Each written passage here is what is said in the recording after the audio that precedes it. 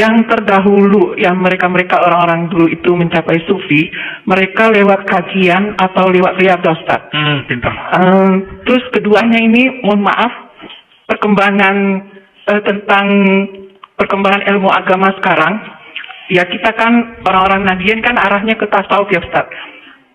Tapi kalau lihat perkembangan ilmu agama yang dilakukan oleh orang Nahdiyin sendiri sekarang ini, masalah toleransi, ini saya memandang dari sudut edukasi agak-agak mengkhawatirkan, karena masalah selawat, masalah rebana ini sudah masuk ke gereja.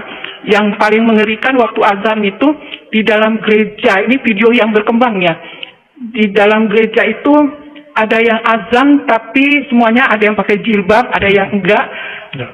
Itu enggak ada yang sholat, mereka hanya nunggu khutbah. Ini apa perkembangannya Syiah atau orang-orang Nahdiyin ini? Aku Ustaz, anak nggak apa. Mohon maaf, itu pertanyaan yang kedua. Mohon maaf Ustaz. Iya.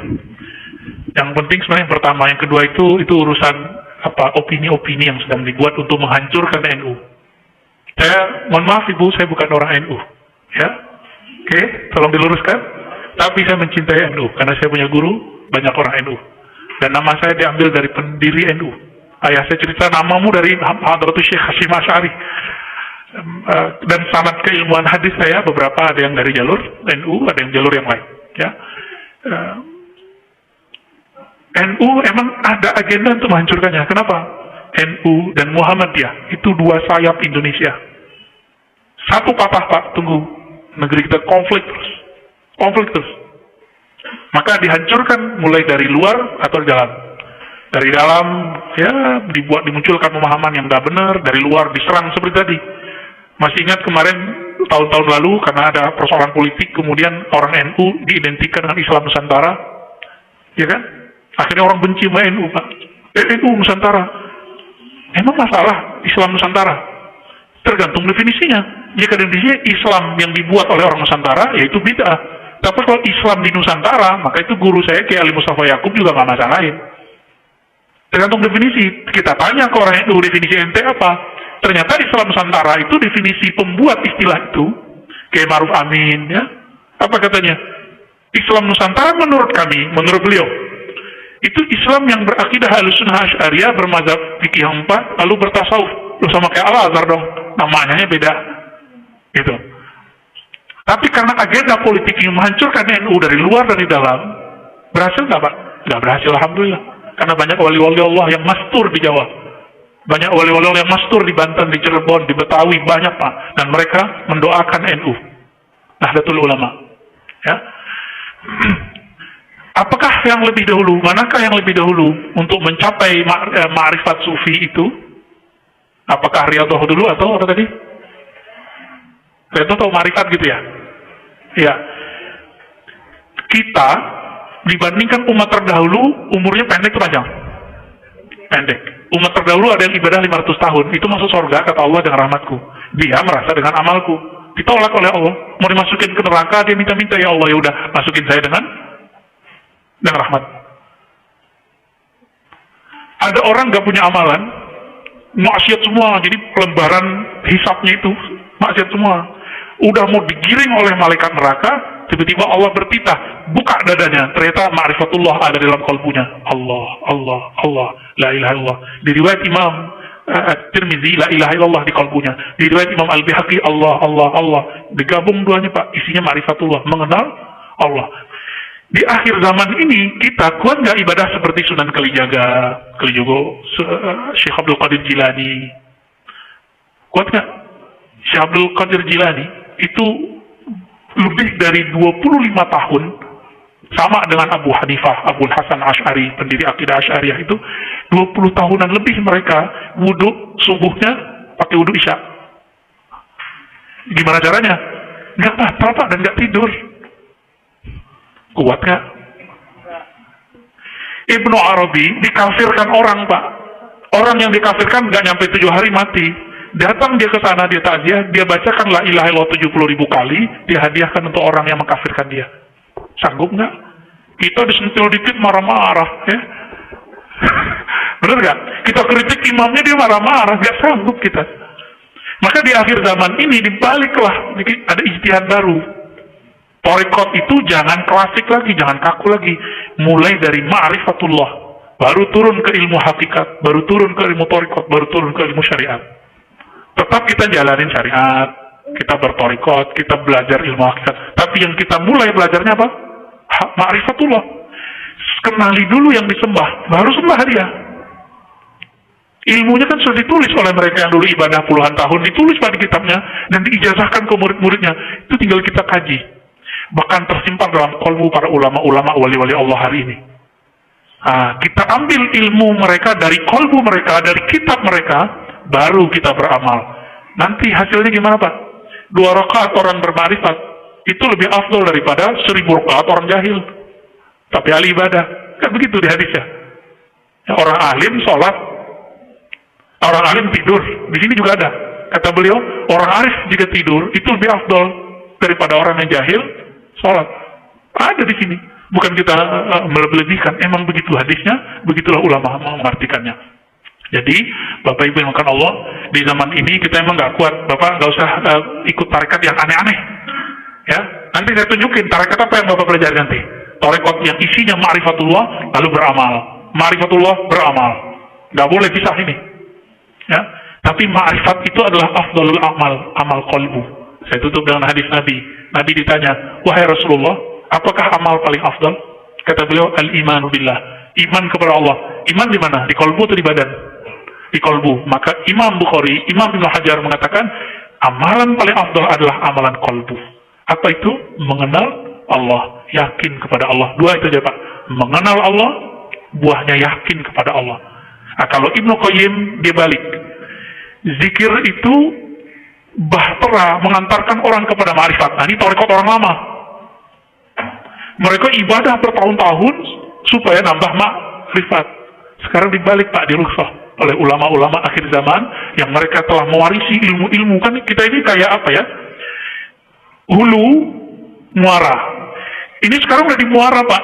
Saringannya ada sama kita, tinggal kita saring ambil mana yang sesuai dengan teman ini. Yang penting kita bisa mengenal Allah, bermakrifat kepada Allah, mengenal hakikat keyakinan sejati, berthariqat berjalan menuju Allah, dan mengamalkan syariat yang zahir dari Rasulullah Sallallahu Alaihi Wasallam. Itulah kesimpulannya. Loh, ada tambahan ya Pak? Ya udah, nggak apa-apa Pak. Maaf Ustaz, tadi dikatakan kan ada sholatlah kamu dengan bermakrifat. Yang dimaksud dalam bermarifat dalam sholat ini apakah bacaannya kita harus mengerti atau juga gerakannya ada yang tersirat maupun tersurat? Ini bagaimana Ustaz? Tolong dijelaskan. Baik. Sholatlah kamu dengan bermarifat, begitu kata orang ya. Kalau kata Nabi nggak begitu Pak. Shollu kama ra'aitumuni usolli. Sholatlah kamu seperti kamu melihat aku sholat. Kata Imam Nawawi, nggak sanggup kamu sholat seperti Nabi sholat. Maka Nabi ngomong, sebatas yang kamu lihat deh, gitu. Kita ngeliat Nabi sholat nggak? Enggak, yang kita lihat siapa? Guru kita sholat. Bapak ngeliat fisiknya atau kolbunya? Baru fisiknya, karena belum punya ilmu kolbu. Ya, besok kan mulai trial tuh belajar ilmu zikir sama Ustaz Rusdi. Nanti saya beri juga beberapa. Biar dialah belajar zikirnya, nanti kita tebar dikit-dikit ilmu ma'rifatnya insya Allah. Ilmu ma'rifat itu Pak membuat 4 rakaat terasa 1 rakaat. Ciri-cirinya. Membuat Bapak rindu duduk di masjid ini. Itu ma'rifat. Karena ma'rifat itu fiha ladzah. Di dalamnya ada lezat. Seperti orang yang jatuh cinta. Pengen ketemu terus. Itu dia ma'rifat. Kalau Bapak sudah dapat tuh ilmu, nanti kita kecanduan. Jadi apa istilahnya? Kayak addiction tapi positif gitu. Kecanduan agama.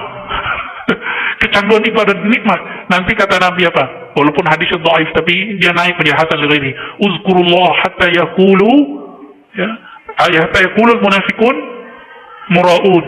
Berzikirlah kamu sebanyak-banyaknya sehingga orang munafik mengatakan kamu ente gila. Orang jam segitu kerja ente malah zikir. Itu dia ya. Ya, coba aja sendiri Pak. Kita makanya lebih afdal ngaji. Bapak kalau ngaji pada subuh tahu-tahu udah syuruh. Ya kan? Tapi gua coba sendiri duduk. Baru 15 menit nyot di kaki. Tapi aneh, kok kalau ngaji nggak kesemutan Pak kakinya? Enggak. Karena kita nggak sadar gerak begitu aja. Asik di kepala, menerima, di kolbu itu dia menyerap, di rohani dia girang. karena dia mendekat kepada sang kekasih hakiki. Saya kalau membahas itu bisa melek-melek Pak nanti aja. Ya. Sampai itu mungkin ada yang mau didiskusikan, tafadhol ya. Bapak Ibu sekalian, jika ada pertanyaan, ada kertas yang disiapkan di belakang, juga ada di depan, bisa ditulis atau nanti bisa langsung dengan Ustaz. Ada di YouTube nih, Ustaz. Ada yang nanya, pertama, apakah tari sufi itu ada? Oke. Terus yang kedua, jika kita belajar dari kitab Mujarobat itu, Ustaz, Mujarobat yang walaupun ada ijazahnya dengan guru dan yang tidak ada guru, bagaimana? Apakah ada dalilnya atau bagaimana? Dua dulu. Kalau pertanyaan dua aneh lupa yang pertama nih. Tari sufi ya, oke. Tari sufi atau disebut whirling darwish itu adalah warisan dari Maulana Jalaluddin Ar-Rumi. Kalau boleh disebut beliau father of love, love ya, bapak cinta. Imam Jalaluddin Ar-Rumi ini mengajarkan zikir cinta. Orang kalau girang dalam cintanya, maka akan terjadi gerak. Bapak coba kalau lagi senang dengerin satu nasyid, Tola al-Badru alaina, musik, solawatan, tiba-tiba kepala kita ngangguk nggak? Iya, joget namanya Pak. Bahasa Arabnya rock. Ada yang disebut rock sufi. Diiringi dengan sama sufi, sema. Nah ini disebut sema. Sema itu ada syair yang dibaca, solawat yang dibaca, didendangkan. Semakin dinendangkan, nanti orangnya akan asik. Nanti lama-lama orang pada berdiri, loncat-loncat gitu ya. Loncat-loncat Pak, jumping-jumping. Itu bukan Syiah, itu bukan. Itu memang ada tarekat begitu. Banyak di Timur Tengah. Di Indonesia kayaknya sudah mulai hilang. Kemudian datanglah Syekh Haqqani dan murid-murid beliau, kemudian menyebarkan itu kembali. Dulu di Betawi ada namanya Syah Bandar. Syah Bandar itu gelar Pak. Dia mursyid tarekat itu. Dia buat tarekat Naqsyabandiyah sama Rumiyah itu. Makanya silat Syah Bandar itu sebenarnya itu whirling darwish sufi itu. Jadi ada dua gerakan yang mutar kanan, mutar kiri. Dan itu ada syaratnya. Dimulai dari zikir, disudahi dengan zikir. Bukan gerak dulu yang dimunculkan, tapi yang dimunculkan pertama kali zikir. Namun dalam thariqat yang saya amalkan, itu saya tidak melakukan itu. Ya, karena saya mencukupkan dengan diam dan membaca. Jadi atau ya tersendu-sendu itu sudah cukup. Namun suatu saat jika terjadi kegirangan bisa jadi kita nari-nari begitu bisa jadi. Tapi sejauh ini saya tidak mengamalkan itu. Tapi kita tidak mengingkarinya dengan syarat jika itu memang bersumber dari nur zikrullah. Jika tidak maka dia sama dengan tari-tarian biasa. Tidak, dan tolong diingat tarian sufi bukanlah ibadah. Oke? Syekh Ali Jum'ah ditanya, apa dalilnya? Dalilnya gampang amat ya kalau mau orang ahli ilmu mah. Ya, alladzina yadhkuruna Allah qiyaman wa qu'udan wa 'ala junubihim. Kok Anda berdiri, duduk, berdiri, loncat begitu, muter-muter, terus dalilnya mana? Itu surah Ali Imran 190 ya. Orang-orang yang berzikir kepada Allah dalam keadaan berdiri, bergerak, maksudnya duduk dan berbaring. Kalau ada tarekat yang cuma duduk doang, berarti dia yang nomor 2. Kalau dia sampai berdiri, itu kita mikir, ini memang betul-betul mufti beneran nih beliau nih ya. Mujtahid beliau Pak, walaupun tidak mutlak. Jadi nggak kebayang sama kita ayat yang selama ini kita pakai untuk menjelaskan ulul albab. Ternyata itu dalil macam ragam tarekat. Ada tarekat tidur Pak, ada juga. Percaya nggak? Jadi salah satu wirid tarekat itu tidur. Ngerti gak tuh? Imam Syadzili tidur. Kasih tahu sama muridnya, nanti kalau aku tidur jangan diganggu ya. Kalimat kalau begitu mungkin enak, tapi ternyata kalimatnya nggak begitu. Aku mau wirid, jangan diganggu. Habis itu beliau ngambil bantal tidur Pak. Muridnya bingung. Katanya mau wirid. Kalau dia ngomongnya aku mau tidur, mungkin nggak masalah. Ini dia bilang mau wirid, tapi habis itu dia ngorok. Tidur. Pas bangun ditanya muridnya, wahai Tuan Guru, bukankah engkau mengatakan engkau mau tidur? Apa jawaban beliau? Saya tidur ini supaya kuat berwirid nanti. Mulai dari sekarang sampai nanti malam. Maka beliau jarang tidur malam. Imam Abdul Hasan Syadzili. Maka tidurnya ahli zikir itu wirid. Nah, baru pas tuh apa? 4, ketiga. Itulah inti dari cara berthariqat. Ya, thariqat itu caranya di 3 itu. Ada ayat Ali Imran. Oh, tafsirnya nggak begitu. Tafsir kan kita boleh berbeda tafsir, tapi nggak boleh berbeda ayat. Ya, boleh beda tafsir, tapi tidak boleh beda ayat. Ada lagi? Yang kedua tadi apa? Bolehkah mengamalkan kitab mujarobat? Tolong diingat, kitab mujarobat bukan kitab tasawuf. Oke? Kitab mujarobat masuk ke bab syifa, bab pengobatan. Kebetulan beberapa sufi diberikan ilmu syifa, identiklah syifa itu dengan sufi. Tapi ilmu itu bukan bagian dari tasawuf. Tasawuf ngobatin kolbu, ngobatin ruh, bukan ngobatin fisik. Oke? Jadi bolehkah kalau antum punya ijazahnya silakan, kalau tidak sebaiknya jangan, karena mujarobat ini kadang-kadang ada unsur-unsur khadam di situ. Apalagi ada kitab yang besar itu namanya Syamsul Ma'arif Kubro, kalau nggak pakai mursyid dikhawatirkan nanti orangnya jadi ngomong-ngomong sendiri, Pak. Ngomong-ngomong makhluk yang nggak jelas. Cukup. Satu dari saya, kalau kita berzikir itu tanpa ikut tarikat misalnya, itu sampai nggak kita kedekatan kita dengan Allah? Antum nggak pakai tarekat, terus zikirnya zikir apa? Biasa yang Nabi lakukan ada tibhadat, masyurot, macam-macam. Tahu dari mana itu dari Nabi? Dari guru-guru kan? Nah itu tarekat juga. Cuma gurunya nggak boleh tahu itu tarekat. Ijazah umum jadi. Ijazah amma.